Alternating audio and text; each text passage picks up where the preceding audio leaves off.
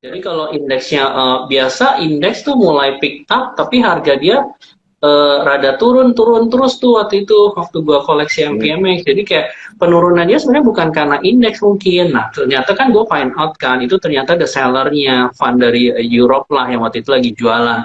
Berarti kan sebenarnya itu cuma masalah lokalnya dia lah gitu istilah internalnya kan. Nah, once itu jualan beres harusnya kan dia balik lagi pas dia udah jual beres pasti dia akan ngikut market karena marketnya lagi mulai bagus, harusnya dia cepat naik juga nih. Nah, jadi ya di momen-momen itu justru pada saat itu gila-gilaan seller kan dia sempat ke berapa 300-an kan. Justru ya gue Ya. main juga tuh kok barang-barangnya dari 300-an gue kolek, tapi kan gue nggak pernah kolek sekali doang. Jadi gue selalu sediain bertahap belinya. Jadi average gue pun tidak tahu gue akan average sampai kapan gitu. Di harga berapa harganya gue nggak tahu.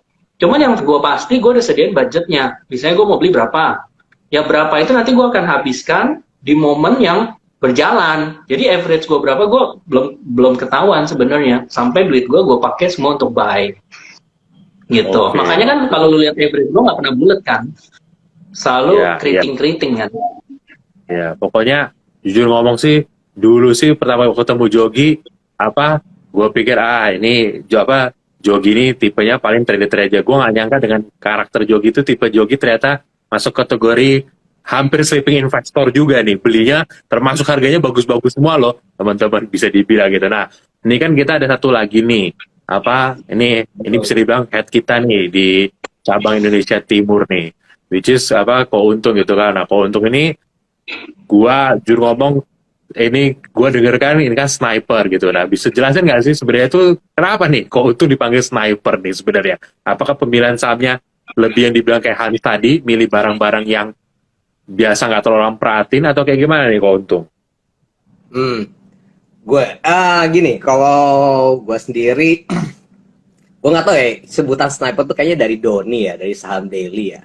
Jadi mungkin Bill kayak tahun kemarin itu, dan biasanya sih memang ya gue karakternya sendiri, gue tuh selalu pilih-pilih saham yang notabene sebenarnya jarang dimainin sama orang gitu, jarang dimainin sama orang. Jadi pada saat orang-orang waktu itu misalkan tahun kemarin tuh lagi rame friend gitu kan, apa Same itu kan MTech gitu ya, itu gue trading gitu kan, gue trading trading juga cuma bukan porsi gede gitu. Nah kebenaran pas tahun kemarin itu gue pilihnya itu MTDL sama MCAS. Nah yang notabene kan lu market nggak ada yang main kan gitu, boro-boro lu mau masuk gede gitu, lu ngeliat bid overnya aja udah males gitu kan. Nah itu pas kebenaran ya memang waktu itu ya flow-nya emang udah bener gitu kan ya, jackpot lah gitu. Nah Doni tuh ya sebutnya, wah kok ini lu barang-barang lu tuh kok nggak umum ya gitu gitu. Ya kayak gitulah kalau kayak apa historinya dari Doni ngomong sniper gitu kan. Cuma ya memang agak resikonya ada gitu. Kenapa orang masih nanya ya Bill ya, kok suka sih gitu kayak MCAS gitu, MTDL gitu kan ya. Lu masuk gede apa bisa keluar gitu kan? Bener nggak, mau cut loss susah gitu kan? Bener nggak? Nah ya memang gitu. Di satu sisi dengan nggak banyak player di pasar itu jauh lebih mudah kalau istilahnya kalau orang-orang teman-teman di apa di pasar tuh senengnya tuh ngegoreng lah gitu kan ya, dibandarin lah atau digoreng itu kan lebih gampang kan karena nggak banyak player ya memang gitu kan. Pada saat emang timingnya tepat ya bener, gampang banget gitu. Mau nahan juga kayak gua mungkin tipenya ada yang kayak Yogi juga, ada kayak Hans juga gitu ya.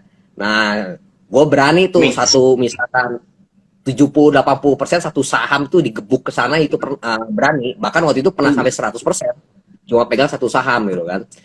Jeleknya ada, jeleknya apa, kalau misalkan ternyata apa ya, tidak sesuai dengan ekspektasi, nah itu kepala puyeng lu keluarnya nggak bisa kan. Itu tahun kemarin iya, terus sampai akhir tahun, I think bukan akhir tahun ya, mungkin di pertengahan tahun lah, itu kan pernah gue masuk ke Bluebird. Itu Bluebird itu dari bawah gitu kan ya, itu Bluebird ya, kalau kayak orang ngomong misalkan oh grupnya untung stok tuh yang ngerek-ngerek ya I don't know lah gitu kan ya, gue nggak tahu juga gitu kan ya. Bluebird cukup sukses, IMJS juga waktu itu awal ya, ya itu juga cukup sukses tuh ya. Tapi kalau di IMJS jujur setelah sukses belinya kecepetan Nah, habis beli Nafsu. kecepatan sampai sekarang nyangkut. Sampai sekarang nyangkut. Untung aja hari ini gue masih sadar, Kak, belum disantet nih sama member, untung stok ini nyangkut di IMJS cukup banyak. Kayak gitu lah. Enggak, lu Iya, udah iya. disantet, cuma nggak nyadar aja. Disantetnya biar nggak dapet jodoh lu. Kena santet lu. Parah Jadi nih. lu nggak nyadar. Bener juga. Oke. Berarti Iya, iya. lu terus iya. Oke. Nah, berarti di sini apa kalau keuntung beda ya, teman-teman. Maksudnya keuntung mungkin lebih ke combine lah ya. Eh, dari stylenya Jogi sama stylenya. Nah, mungkin kita ngeliat ini kali. Maksudnya kita mau ngeliat nih ya, sekarang pandangannya contoh dari saham yang lagi heboh nih. Kita ambil contoh sekarang yang heboh apa deh? Saya friend dulu deh gitu. Nah, friend ini kan hari ini ada berita ya, di desetasia.com tadi kan dijelaskan bahwa si Alibaba nih katanya deal nih $100 juta gitu kan. Tapi balik lagi ya, kita kan tahu ya teman-teman ya, namanya market itu kan either ada berita menjadi awal permulaan naik atau menjadi akhir ya kan Jok ya, alias sell on news gitu kan. Nah, sekarang kita mau tahu nih jadi pandangan misalnya dari orang yang semi fundamentalis, orang yang sniper sama orang yang technical nih kayak Hans. Nah, mungkin gua ke Hans dulu nih gitu. Hans, menurut lu friend sekarang kayak gimana Hans dengan hari ini? Kalau lihat sih it's a break from long base ya, sama di atas EMA 200 nih akhirnya hari ini. Kalau seorang Hans akan seperti apa? Friend akan dipas besok atau justru beli mumpung lagi break kayak begini, volumenya gede, atau Hans akan gimana? Kalau gua selalu lihat ya, setiap naik itu pasti ada turunnya. Jadi misalnya kalau kita udah miss, ya jangan kejar juga sih. Better gua ketinggalan cari kereta lain ya, nomor satu. Yang kedua, secara fundamental ya, walaupun kita tahu technical ya akan lebih bagus kalau memang kita lihat fundamental juga. Karena gue percaya sesuatu yang match antara fundamental dan technical bukan karena kebenaran ya. Nah, contoh kita ngomong fundamental yang bagus ya. Banyak banget sekarang yang bagus, udah under value pun nggak naik ya. Nggak match sama technicalnya. Jadi sebisa mungkin sih match sih Bill. Nah, kalau kita bicara dari friend-nya, gue masih lihat sih ada potensi dia naik ya. Kenapa? Di bawah itu mungkin orang-orang udah pada desperate buang barang juga sih. Harusnya kalau begitu dia enteng atau ada volume yang cukup bagus, increasing volume gitu ya. Harusnya yang kemarin orang-orang nyangkut itu ya, dengan ada story fundamentalnya, orang mungkin waktu di area resisten nggak jual. Karena ada strategic partner, strategic IPO-nya dia lah, atau ada berita yang bagus ya, gua rasa yang tadi mau jual akan jalan ke atas sih. Malah harusnya mereka akan tambah di bawah, karena average itu dulu. Jadi ya kembali lagi dua-duanya harus match sih. Kalau gua pribadi gue akan masuk sekarang, waktu itu akan turun gue akan masuk karena style gue tetap gue pullback trader nih. Kalau semuanya kita masuk harga sekarang gue takut nggak comfortable nih udah bawa turun. Oke. Nah, kalau lu Jok gitu ya, kalau Jogi mah udah anteng-anteng dia sekarang, soalnya Ya udah. masuknya kemarin berarti ya Jok ya 82 83 gitu Iya, kan. pas diem itu. Itu Kalau apa tuh Jok? Hah? Habis cut loss apa tuh switch ya kayaknya. Bumi. Kok kalah? Nah, jadi kayak misalnya gue mungkin bicara portionnya ya. Gini, kalau misalkan gue udah lihat kan, oke, sektor telco nih bagus gitu kan, karena fundanya oke lah, nggak ada persaingan, terus mereka ARPU-nya juga semua tarif bisa rata-rata naik gitu kan. Apalagi friend juga mulai profit gitu kan, labanya dari yang rugi. Cuman gini, pembandingannya kalau misalnya gue masuk di friend let's say 10 juta, tapi gue lebih berani masuk Telkom 50 juta waktu di bawah gitu. Jadi gue akan selalu portionnya yang gue atur. Karena menurut gue ketika misalnya anggaplah IHSG ke 6.500, Telkom drop gitu kan, gue akan lebih berani banyak masuk di Telkomnya sebenarnya. Gitu, friend ini kan karena kita tahu newsnya mau IPO Moratel juga apa, jadi kita masuk tapi dengan porsi yang cukup. Nah, walaupun kayak tadi misalnya tetap aja kita masuk tuh di warannya 19 gitu kan, ya itu kan untuk kita supaya ngikutin marketnya sebenarnya, bukan mau maksudnya cuan nominal gede, bukan, tapi kita mau follow the marketnya aja kan. Nah, tapi porsinya tadi yang gua atur ketat gitu. Kayak gitu sih bedanya. Nah, jadi di posisi sekarang Jok, lu kan udah floating profit nih di friend ya, udah running profit. Lu akan tambah lagi apa menurut lu ya udah cukup gitu? Enggak, makanya Stay gue aja. tambahnya W2 kan. W2-nya. Oke. Karena Oke. by price wise juga dia masih di bawah gitulah kira-kira. Oke. Nah, berarti kalau Hans tipenya wait and see ya, kalau friend di level sekarang, dan kalau Jogi sekarang lebih pilih masuk ke Warren 2-nya. Alias Jogi lebih pilih yang lebih agresif lagi daripada sahamnya. Dia pilih yang Ya, lebih yang buat Jogi naik satu rate nggak boleh cuma 1%, satu rate harus 5% mungkin menurut Jogi, iya 18 ke dong. 20 gitu. Nah, Tapi oke, gue agree mungkin sih, itu kalau interesting sih iya. sekarang. Nah, oke. Jangan lupa dihitung dulu Jok, pakai Black Souls kalkulator tuh. Berapa kan harusnya normalnya tuh. Enggak, pokoknya 24 take profit, 25 take profit dah gitu aja enggak pusing.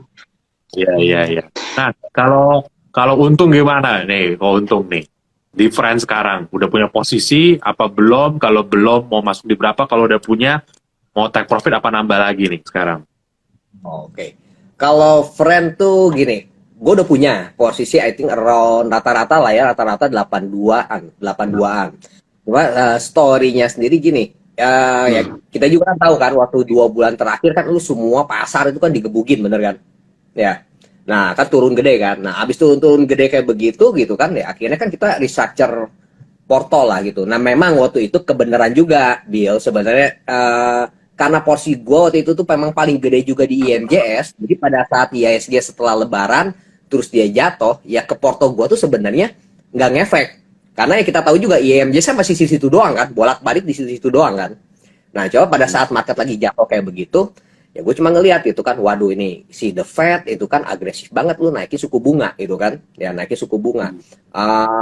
Batu bara ngelihat walaupun harganya masih terus di atas di dekat 400, tapi secara teknikal harga batu bara waktu itu udah kayak mau koreksi-koreksi juga gitu kan. Ya. Nah akhirnya gue mikirnya ya gue pilih apa gitu kan. Nah gue cari tuh emiten yang kira-kira yang ada corporate action-nya gitu. Nah, kalau IMJS kebenaran karena gue udah pegang, terus juga dengar anak usahanya mau IPO gitu kan. Nah, terus barulah friend kan Moratel mau IPO. Nah, jadi waktu itu ya gimana ya? Nah, gue tuh punya kebiasaan, gue tuh jarang pegang cash, Bill. Lo mau seburuk apapun gitu, rata-rata gue fully cash, fully barang gitu kan. Ya akhirnya jatuhlah ke friend gitu, bahkan kayak waktu itu kayak Toba gue cut loss itu barang banyak yang di cut lossin gitu kan ya, akhirnya gue tumplekin tuh ke friend gitu. Jadi barang gede gue sekarang ya IMJ sama friend itu ya awalnya. Tapi kalau kayak buat harga sekarang gimana gitu kan, kalau sekarang sendiri kalau gue ada cash gue berani average, pastinya kan average gue berani average up tentunya ya. Rata-rata ya pasti nggak mungkin segede jumlah yang di bawah gitu. Jadi kalau seandainya gue kena correction pun, ya gue masih jauh gitu. Gue masih aman banget gitu.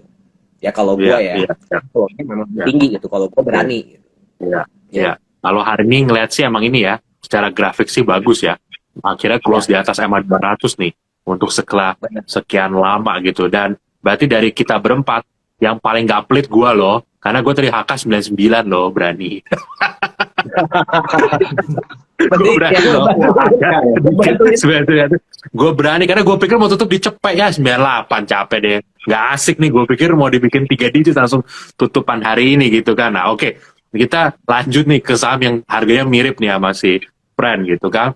Kita ngomong Bumi nih sekarang gitu. Nah kalau untuk Bumi apa, kita mau tahu juga nih sama nih. Kalau gue sih udah di bawah 5, gue modal gue kepalanya 50-an, jadi gue udah santai nih posisinya sekarang. Nah tapi kalau lu Hans, lu kan udah keluar nih Hans kemarin kan, akhirnya kan lu mutusin kayaknya sudah gak kuat nih, terminal 88 sama 90 cabut nih. Nah kalau lu Hans berarti lu akan mau beli lagi kapan, lu ngincer di harga berapa, atau menurut lu udah ngeri nih mainnya nih, udah terlalu liar nih gitu. Dia mau switch BNBR. BNBR. Wah, berarti dia percaya dengan bus listrik nih berarti. Dia percaya dengan bus listrik berarti. Mobil listrik aja belum Hans, apalagi bus listrik Hans. Iya, kan namanya berharap nggak ada yang salah kan. Nah anyway, kalau bumi sebenarnya target gue itu kan ke 110, 113 ya. Tapi karena kemarin marketnya nggak begitu enak ya Bill ya. Jadi gue rasa untuk gain kita punya ini ya, psychology lebih bagus ya. Kenapa nggak lu ambil aja setiap kali ada setiap kali ada cuan. Kalaupun misalnya lu miss ya, gue percaya ada kereta lain sih gitu ya. Jadi kemarin 90, gue exit di 92, 93 ya. Nah, ya 92 bukan 93, 92. Hari ini naik ya, nothing tulus ya. Karena kemarin gue masuk lagi ke yang kemarin energy, dapatnya juga ada yang lain kan ya. Harga sekarang sih gue nggak mau masuk, Bill. Karena orang-orang seperti lu bisa jualan kapanpun kan. Nah, gue lebih takut kalau lu jualan, kalau gue beli dari barang lu jualan dong, Bill. Jadi gua mah gope Hans, lu gak bakal makan barang gua di sini, gua mah gope. jadi gope ini mimpi dulu lah gope, mimpi gratis gitu. Jadi gua gak mungkin ngasih Hans barang di harga sekarang. Jadi terang aja, Hans gak bakal makan barang gua. Aduh, tapi gini lah. Oke. Kalau lu ngomong harga sekarang sih gue nggak mau sih, Bill. Lebih baik harganya waktu udah turun ya, gue masuk. Karena apa? Gue yakin sih kalau harga naik terus itu orang nggak akan beli terus. Makin lama orang makin takut untuk beli sih. Nah, lebih baik sih gue ketinggalan daripada gue nyangkut di atas tuh. Jadi harga sekarang. Setuju, make sense ya. Karena kalau gue di posisi Hans sekarang juga, ya even kalaupun udah punya model barang bawah untuk average up di harga sekarang ya juga mikir-mikir ya. Tapi anyway, sometimes saham itu bisa melakukan lebih dari yang teman-teman pikirin nih. Contoh Raja. Siapa sangka, gue kira di 500 udah mau stop loh. Udah di UMA berkali-kali. Hajar aja sampai 900 dia nggak kenal rem pokoknya. Grafiknya sengaja lagi dibikin bener-bener kayak begini kan ya. Jadi makanya ya itulah ya namanya juga saham kita kan memprediksi ya Hans ya. Oke. Nah kalau lu Jok, lu sebenarnya udah bersih apa belum sih Jok? Apa lu masih sisain? Bumi udah nggak ada. Wah, semua kenapa pada jump ship ini? Dari situ lu nggak Bill kan maksudnya gini, yang termindset di otak kita kan mungkin ya di gua gitu ya, masih kayak ini kan barang yang scalpingan doang, yang cepet doang, yang mungkin waktu itu kan lu pernah lihat mungkin yang di 70-an dia ARB juga gitu kan, sempat naik terus ARB besoknya. Nah itu yang kayak masih coba di minimize gitu risknya gitu. Jadi ya udahlah kalau misalnya terbang lagi kita juga udah pasang ekspektasi nggak apa-apa, mungkin cuannya ya udah cukup gitu, nggak perlu FOMO. Nah itu yang udah dipasang gitu di otak. Jadi kalau kejadian ya lu tinggal jalanin plan lu gitu, nggak mau berubah gitu plannya. Nih Hans, lu denger ya barusan dia ngomong apa tadi ya? Ya gue ikhlasin. Tadi pagi gue lagi meeting. Gue bilang, bumi 100. Hah? Dia bilang 100 dia langsung. Cuma beda segitu aja. Dia udah kaget. Jadi makanya gue bilang, makanya sengaja gue tanya, gue pengen lihat. Tadi bahasa, ya dicukupkanlah dengan cuan gitu. Begitu tadi gue bilang, gue lagi meeting, gue ada dia juga kan. Gue bilang, bumi 100 loh. Dia langsung 100. Dia bilang kayak gitu. Langsung dilihat sama dia. Gila katanya udah 100, katanya hilang barak gua, katanya kayak gitu. Langsung teman-teman. Edukator itu di depan dan di belakang bisa beda. Bill, tapi gua ngerti psikologinya Jogi. Soalnya kemarin itu pernah kejadian di barang ini tuh medical, setelah dijual naik gitu. Nah ini kejadian lagi 2 kali, jadi kecolongan 2 kali. Mungkin Jogi berasa gitu ya kali Jok ya. Iya benar, dijual naik lagi ya. Nggak apa-apa, masih banyak barang. Kembali lagi, yang tadi kita bilang ya, kalau gue konsepnya kembali lagi ya. Loh, kalau seumpamanya lu orang aset manajemen aja bisa deliver 24% 1 tahun ya, atau 50%. Nah kalau lu ngambil 1% aja sehari atau 1% 2 hari nih, sebenarnya kan lu bisa gain 100%. Nah, ya udah. Lu relain aja daripada lu naruh 1% belum tentu dapat, lebih baik lu dapat yang 5%, 10%, atau 20% yang achievable. Seenggak-enggaknya lu nggak pasang terlalu tinggi, harusnya udah take profit, lu nggak take profit. Iya. Nah, pokoknya Jok sama Untung juga. Kalau Hans bisa 0,5% tiap hari, terbukti setahun ke depan kita titipin duit aja ke dia. Ya kan, kita Duit liburan ya. aja. Udah biar Hans aja yang kerja. Nanti gua Setengah boleh persen berarti, per, boleh per ada hari berarti. kali 200 hari kerja 100% loh, lebih compounding itu. Kasihan Ada saja bagi sih, dua Han. profitnya nggak apa-apa deh. Daripada kita kerja Ada yang kayak gitu kan. bisa Deal, 1% ini deal. setiap hari. Setengah, gue bilang setengah Besok Jo. gua Gue bilang kasih setengah loh, gue bilang. Buat aplikasi yang bisa copy trade lah ke Hans. Iya, udah. Nah, Kita tinggal Kembali lagi. kita tinggal pensiun. Tapi kembali lagi. anggap kayak Iya. deposito ya itu ya. Ini kan cara how you trick your mind. Seenggak-enggaknya lu nggak FOMO kalau kayak gitu, Bill. Kalau gua seperti itu caranya ya. Dan miss ada kereta lain. Konsepnya sebenarnya kayak gitu.